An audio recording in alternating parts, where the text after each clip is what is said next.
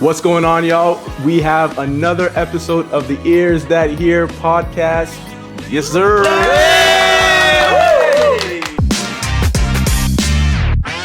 I'm really excited for this episode. I think it's going to get pretty interesting. Where the idea of this episode came from actually stems from our first episode. In that episode, we had a conversation around the difficulties that women have in finding a good man. And in that conversation, there were some things that were said around, like, what does it look like in terms of when you're looking for your future spouse? And it came from both perspectives. And so we're going to have a conversation around this. Is it supposed to always be the men that always pursue the women? Or maybe the women can pursue the men? I don't know. But to help us out with this topic, I decided to bring on my parents. Wow. I want to introduce to you guys my parents. Make some noise for my parents.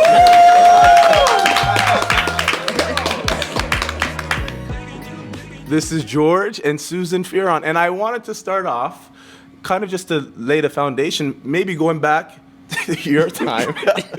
Back in the day. Back in the day. What's I'm not back in the day? when you guys Old Testament. No, not Old Testament. Hey, don't be disrespectful to my parents. Hey. Are you trying to say we're old? I'm saying that you're seasoned. You're seasoned. And so I just want to get that straight.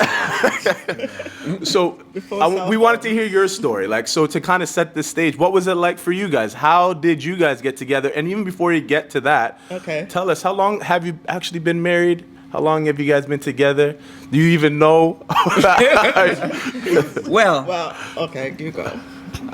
You go? I can tell them, but your perspective and mine, I'll tell you that. Well, we met 1980, June 23rd. Wow, he knows the date. Wow. Yeah, so you met. And we're married August 23rd. Of what year? 1986. Yes. And it was June 23rd, 1980. Mm-hmm. You guys want to do the math, or should we? No, it's okay. No, we're good with that. We're good with that. This way now. No mathematicians around here. No, we're good. So when you guys met? We met at summer camp. Summer camp. Yeah, back in 1980. Yeah. And I didn't even live in Ontario then. I lived in Quebec, and he lived in Ontario. Okay. But I came to summer camp. The minute I got off the bus, about 10 minutes later, he was walking up to me. Okay. No,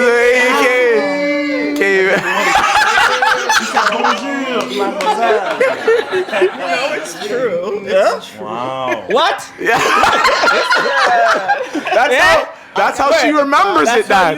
That's how she remembers it. So hey, we'll give you an opportunity to give your perspective. But let's hear Mom's. Go ahead, Mom. Okay. Got off the bus, and I was waiting, just standing for them to let us know what cabins. And he came on his side and just came walking up to me and he said hi. Wow. And I said hi. Wow. And how was the How was the hi, me. Mom? How was the hi? Was it like hi, or was it like hey, what's going on? Like, No, what was the hi? It was just hi. Okay. It was kind of very polite.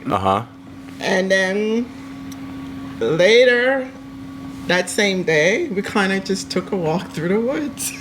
With a stranger. Wow. You guys just met, and now just you two in the woods. It was crazy. It was. Wow. It was courting. You were courting. Just courting. Well, that's what we're getting at. So you said it. That was a part of courting. It was courting. Getting to know. Right away. You don't even waste any time. Well, once you know, you know. Like she said, she's giving her perspective. I probably have a different one. Okay. Let's hear your perspective. Right? It's the same. Now he caught me. Should I agree or should I agree? What are you gonna do to me if I disagree? No. Smart question. No, let's just keep it moving. So in that, Mom, you said you guys went to the woods. So was that you who? Let's correct that. We did not go deep. Hold on. Let's just correct that they went into the woods. I want those of you who are watching and your mind went into the gutter. That's not what we're talking about. They simply walked through the woods. Nothing else. So who made that move to say, hey, let's go take a walk, a stroll through He the woods. did. Was that or was that you, Mom? Yeah. Back in those days, men have to. Men have to. So Men have to. that's great. That's great. Men So have to live. so men were the ones. Men were The, progressive. Yeah. all right. So let's take a pause there for a second and kind of segue into that, because from what we see from back in the day, I'm not trying to, but this in 1980, for you guys, the men, what you said, Dad, was men were the ones who initiated the courting. Yes. And in your perspective, that was the right way at that time, correct? Correct. Yes. Yes. Okay, so I want to hear your perspectives, like the perspective now, coming from y'all, a little younger. Yeah. You know, what do you guys think? Should it be the men that always are the initiators, the ones that are the more the aggressors in the courting process? Who wants to kind of go from there? I just want to say one thing real quick. Go ahead. Mind if I? Today, if I were to meet someone and then that night head off to the woods, I'm on a World Star. There is no courting. There is no. It's a wrap. No one's going to the woods. I'm not going to the woods with you. No one's going to the woods anymore. So I think I would say that men should be. However, Yeah. I feel like there is a new authoritative heartbeat Okay. that I'm feeling Okay. in the atmosphere. Wow. That the shoulder with. And That women kind of, some women, they actually don't mind putting their foot forward or reaching out or talking about whatever they're feeling. And I don't mind that. you don't mind it. Okay. So let's then segue to the ladies. What do you guys think about that? I just have a question to go off of what you were saying. You said that, you don't mind that you feel that some women have the authoritative You did all this. spirits. So if a woman pursued you, Yeah. you'd be okay with that? Good question. That Yeah. It's all right, brother. Yes. It depends, though, on how it's done. If she's like, if I'm walking and she grabbed me up, hey, yo, ma'am. I'm relax. I'm a gentleman, right? I think there is a way, like, if she starts the conversation, hey, do you go to this school? Yes, I do go to this school. Actually, that's actually enough of a move, by the way, for women that don't know. That's enough of a move. Do you go to the school? Are you in, is this your class? Like, do you have more classes after this?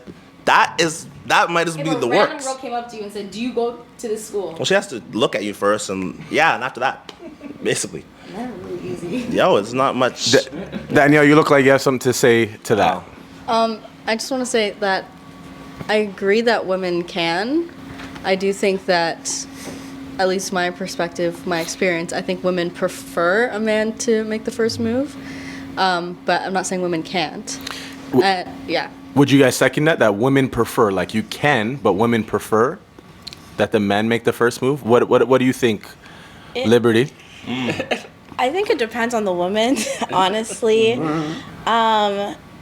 I prefer the man to make the first move. Okay. But I don't think there's anything wrong with like a woman dropping a hint here or there, but Right. for some reason it just, I don't know. I would need a lot of convincing on why like the woman should just make the first move. And I don't know, guys, it depends on a lot of things. It depends on context of the situation. It depends. I agree with Lincoln in terms of how you do it. And I think that applies on both ends. I think how men pursue a woman as much as how a woman pursues a man, because just as much as you wouldn't want a woman coming up to you like grabbing you like, hey, like the women don't want that either, you know? So yeah, my opinion is I prefer a man to make the first move, because I think women inside, we do like that little chase. We like that feeling of being like wanted and desired and pursued. Yeah, we like that feeling of being pursued. But I also don't think that a woman who drops hints or things like that means that she doesn't also want to be pursued. Maybe she's just like putting it out there like, hey, if anybody wants to, take that move or whatnot, I'm open to it, and I think that's okay. And maybe in this day and age, maybe the men need that too, because maybe it's a little harder now for them to decipher who to approach and who not to. So I want to say something in that. So our very first episode, we talked about the struggle. The struggle. Struggle is a good word. The struggle that some, specifically church men, have with this pursuit. And so I'll throw it out to anybody who wants to answer. But like, we talked about it then. But do we think that where church culture is at right now, that men effectively are good at this pursuit? No. Come on. Wait, the answer is no for you? Are they good at it? No. No? Okay, expand. I don't think that many single men are even in pursuit, to be perfectly honest. Wow. Okay. Yeah, I don't. Yeah. Interesting. That. But can I is this due to all the feminist movement? Ooh, he's going there. Huh? Yeah, go ahead. Is that maybe that's why? I think. Or is it because there's less men in the church? And they I think feel both. and I they think both. feel they just want to choose from the certain type or whatever. Yeah. So. I don't know if the audio was but it was there. That was like Yeah. Right? You go ahead. Yeah, Carl. just to go off of that, I think Liberty touched on it a bit about how a lot of men don't even know like how to pursue a woman in the terms of like if that woman even wants to be pursued. And I think maybe the feminist movement, I don't know if that has played a factor. I think also at being a woman, I wouldn't say it's the feminist movement, but I would say that there's like a level of safety that needs to be involved, especially like if you're not meeting a man in the four walls of the church. You could be meeting a Christian man anywhere. And so there's a level of safety that you have to take into consideration when engaging with this person. And then I think with men, because of that extra level of safety that we as women take, they don't know how to pursue a woman because they don't want to come across as too aggressive or too, persistent in a negative way that then the woman would want to put her guard up. So I think there's like a huge level of safety that needs to be navigated when in pursuit of the opposite sex, whether you're a man or a woman. And I think that is a hard thing to navigate right now because of like the state of the world. But even in the idea of pursuitment, I think that also sometimes if a woman is pursuing a man, it could set in a bad precedence in terms of like who's paying for the first or second date, or then who's going to. Whoa! I see a lot of head nods. When you said precedent, I said, hey. Okay, Daniel looks like he has something to say. Daniel. Can I say something though? Of course, go and talk. Let him know what it is. I think in the context of church, Okay. church is such a small microcosm. Okay. Wow, what And does that That was a mean? big So it's like church is like just like a small area. Yeah. And I find that sometimes when a man makes a mistake in pursuing a woman, Yeah. like as you said, and he doesn't do it the right way in the context of church, I find that travels so fast. Ooh, that's a good point right Even there. gets to the point where he has no chance with nobody. Wow. Seriously, it does happen. But yeah. But sorry. I know this is getting back to us now. I'm sorry. I think we left it too early. Sorry. Yeah, sorry. Go Sorry ahead, about sir. that. Go ahead, sir. So when I met my wife, Yeah. I want to say that we met at the first church dating camp. That's basically what it was. It was basically like that. It was basic- back in those Back in days, those from days. what I've heard from them talking about church camp, Yeah. it was really like Something we setting the look for. stage for like bringing men and women together, and they would literally even at the end of the young people. yeah, young people, And literally at the end of it, they had a banquet where you brought a date. big banquet. Yeah, that's where it all started from. And And each guy had to. Well, that's why the week was preparing for that camp, for that banquet. Yes, it was. And the week was to pursue. And you gotta get them before the next man gets them. So he saw my mom, and he's like, no, That's why when she said, as soon as she gets off the bus. He picked her. That was it. He went beeline. He beeline. Right? And so, she came from Montreal on a different bus. So she was at Montreal Church of God. So the first thing I did was I asked, what's his name? Remember his name? Michael.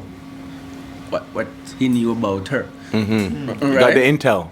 Yeah, so I got intel before I went to her. Who's Michael? That was went to the same church. Okay. So I get okay. So what I'm saying is that do we have to go back to that where you have something that More initiates. brings these young people together and initiates. Huh? But can I say that when I met him, for the entire week, I never spoke to him for that whole week. After. Yeah. Right? That's interesting. After the woods. But After we spoke in the word. That's very interesting. but Basic stuff. but I went to our dorm and said, "You ready?" Oh. But I was. Are you ready for the banquet? Yeah. Yes. Yeah, it was banquet She was time. already going. She was already going to the bank. Wow. Is this the day up? Yeah, the day of the banquet. So he went from what I gathered, what you just said. She came off the bus, yeah. Wow. took her to the woods by the end of And the I day. said, We're you're going my to the date. banquet. You're my And it's date. like you forget. Then he never talked to her the whole week. But everyone for that whole week kept on telling me, "Did you know that George likes you? George Yes. likes you. George likes you." But I'm Send the like, way around. okay, so like basically, it's not like, oh wow, I'm gonna have him. Like he wasn't like my only Choice. Yeah, You know, you know, like. Sorry, we're gonna keep that moving, Mom. No, she had plenty of options. No, we're like Benita.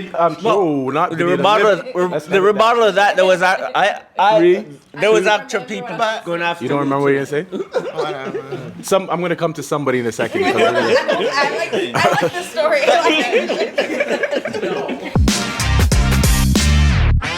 We're back. So one thing I find when it comes to this whole area of courting and I find that it gets weird in the church. Talk about it. I'm sorry to say, because I find that there's certain time frames in people's lives where it's like, okay, husband, wife, is it him? Is it him? Is it him? Every guy that walks in that looks like Kareem, is it him? Is it him? Is it him? And I find like, why is that? People are searching for things, being Christians, not knowing that, you're searching for Christ. The person of Christ. Christ, when he chose the disciples, he knew who was who, because God said, him. Peter, come.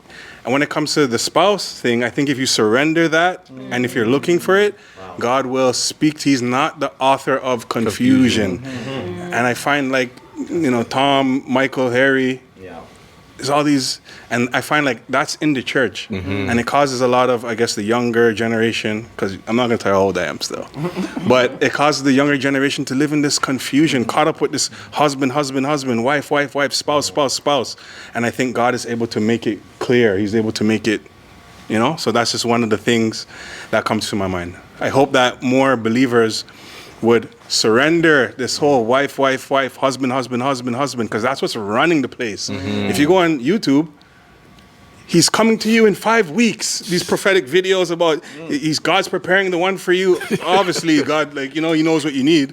But it just gets to a point where it's kind of like a ridiculous. And I don't think the Lord wants it to be that way. He's not going to bring confusion. Yeah. Sorry.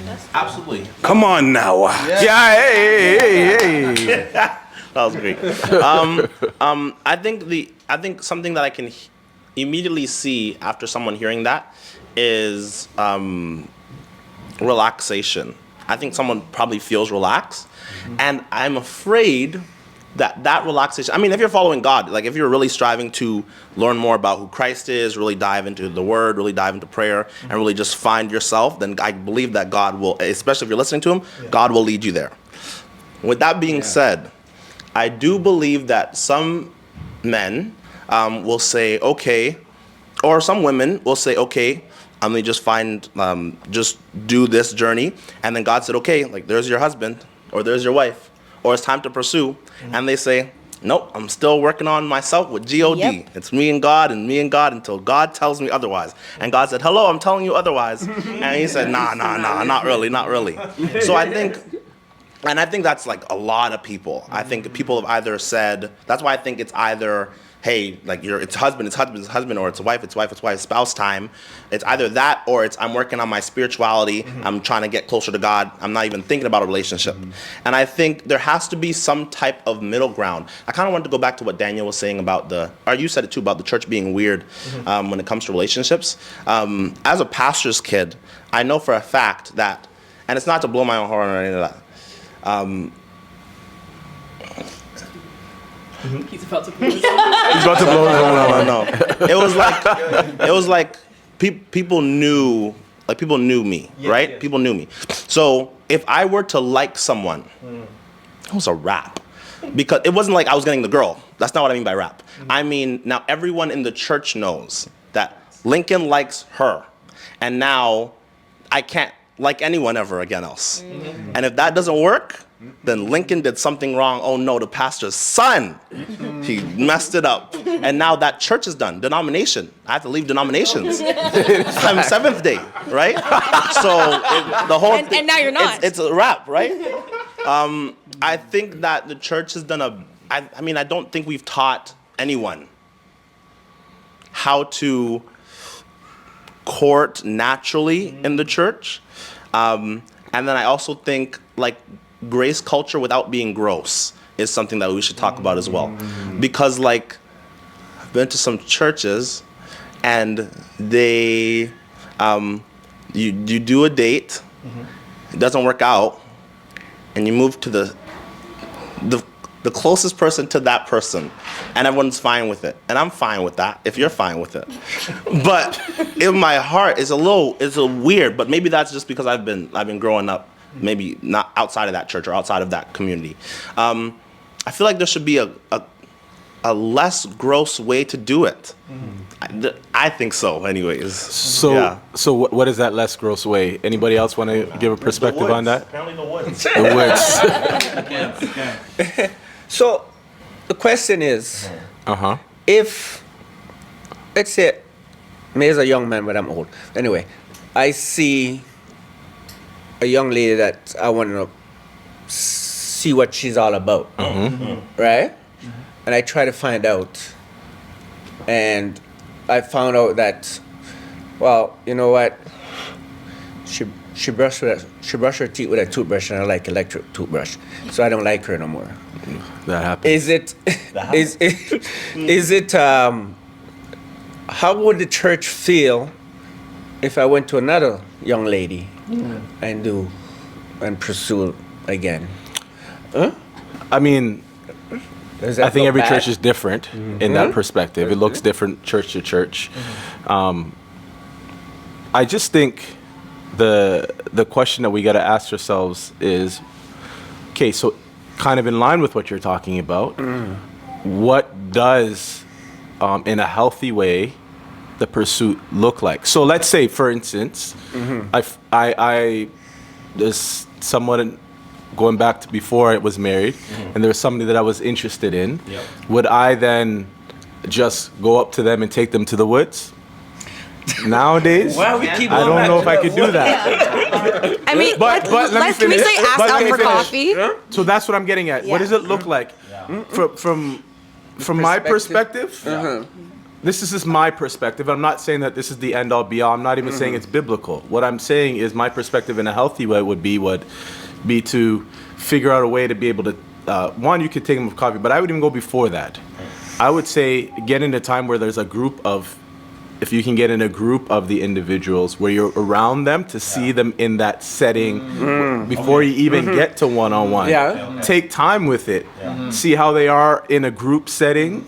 See if you can join their group with the other group or whatever, if that is possible. If that's not possible, then the coffee thing could work.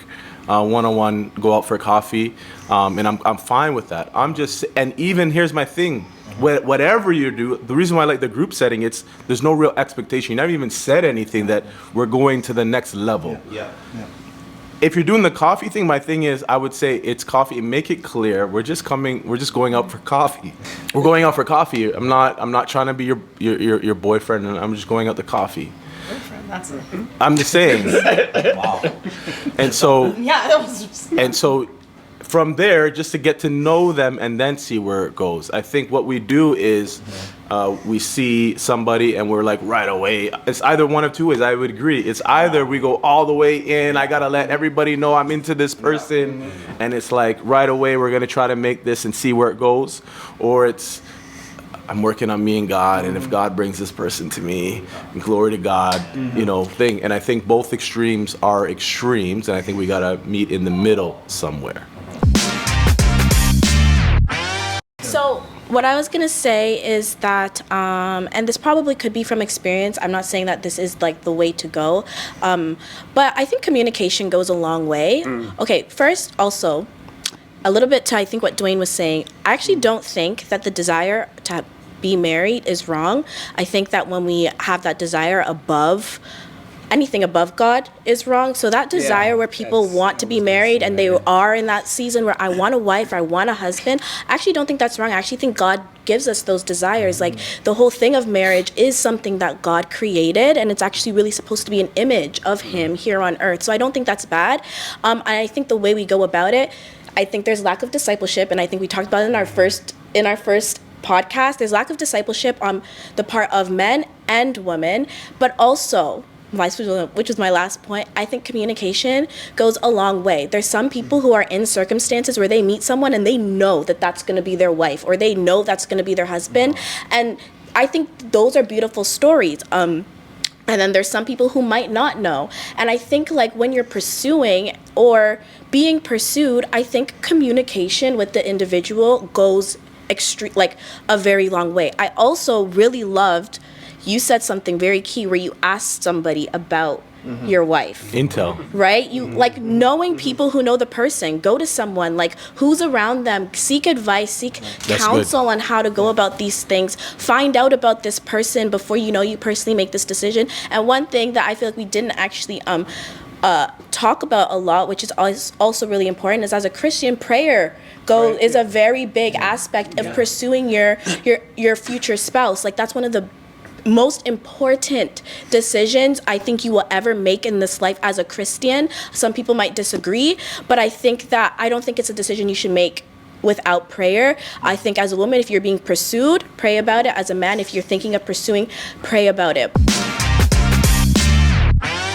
Okay, I just wanted to add as well. I know I said what I said, but also before I got off that bus, I also prayed and asked God, please send me someone to be my husband. I was still like 19s, but then when he came, it was just like, okay. That was fast, God. Yeah. So I still joke with him and says, why did you come my way? And he says, because I liked you. But now I tell him, okay, you know what? God sent you, so don't think it was you. It was. Yeah. Really, and that is really true. It's like I sat there and I just prayed, and it's like, whoa, where do you come from? Because I said the prayer, but I guess I didn't think it would happen that fast. I thought during the week maybe someone would show up, but he was there like, what? The minute I got off the bus. God's time is God time. God's time is God's time. I think that's a great point to end our episode today. And here's some final thoughts in regards to that. The Bible doesn't say a lot in terms of courting, but what the Bible does say a lot about is pursuing God. And I do think as we pursue God and ask God, and we talked about it, listen to Him and allow Him to guide us in, whether it be taking out somebody for coffee or getting to know somebody, at the end of the day, we got to be in line with what God is saying. And as we do that, He will perfect our steps. And so if you're watching and you're having questions around that, one thing I'll say is pursue God and let God direct you to the person that He is directing you to. These are conversations that we have all the time at Limitless Church. If you ever want to come and be with us and spend time with us and be a part of these conversations in person, you are welcome. We are in the eastern part of the city of Toronto. You can check us out at Limitless GTA on Instagram, or go to our website, www.limitlessgta.com. That concludes today's episode of the Ears That Hear podcast. Hey!